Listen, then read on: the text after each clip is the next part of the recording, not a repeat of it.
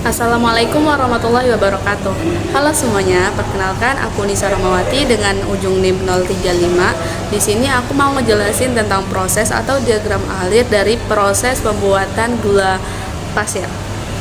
Gula pasir ya. Nah, pada proses ini tuh dimulai dari tebu yang disimbolkan dengan F yang mengandung 20% gula dan 25% air serta 55%-nya padatan. Nah, setelah melalui tahap penggilingan, tebu dipisahkan menjadi nira cair dan ampas tebu atau bagase. Nira yang dihasilkan kemudian disaring, diuapkan di tahap evaporasi, dan akhirnya dikristalisasi menjadi gula pasir sebagai produk akhir.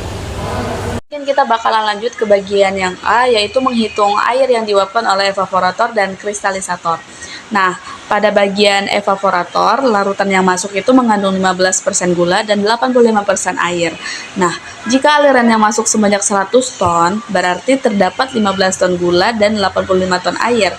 Setelah diuapkan, konsentrasi gula itu meningkat menjadi 40%. Maka total larutan keluar itu sebesar 37,5 ton, dengan air yang tersisa itu sebanyak 22,5 ton, sehingga air yang diuapkan oleh evaporator itu adalah 85 dikurang 22,5 yaitu 62,5 ton air. Kemudian pada kristalisator, dari 25 ton larutan gula 40% dihasilkan 1 ton gula kristal, sehingga 1,5 ton air itu akan terpisah. Jadi total air yang diuapkan pada evaporator itu adalah 62,5 ton dan pada kristalisator itu sebanyak 1,5 ton per hari. Baik, di sini saya akan melanjutkan untuk bagian B. Namun terlebih dahulu izin memperkenalkan diri. Nama saya Bella Farika dengan ujung NIM 36. Untuk bagian B ditanya fraksi berat komponen dalam solid. Diketahui pada tabel solid 95% padatan dengan jumlah keseluruhan 100% dikurangi menjadi 5%. N adalah campuran air dan gula. Pada tabel P1 menunjukkan gula sejumlah 13% dan padatan 14%, maka logisnya S masih mengandung gula dan air. Kita asumsikan gula sama dengan 5% dikali 0,4 sama dengan 2%, dan air 5% dikali 0,6 sama dengan 3%, sehingga fraksi berat dalam S yaitu untuk kadar 0,95, gula 0,02, air 0,03. Saya Ceri Hastiafel Saryadi dengan ujung NIM 010. Di sini saya akan melanjutkan menjelaskan tentang bagian C, yaitu selanjutnya untuk solid hasil penyaringan diketahui bahwa kandungannya adalah 95% padatan, sedangkan sisanya 5% merupakan campuran gula dan air.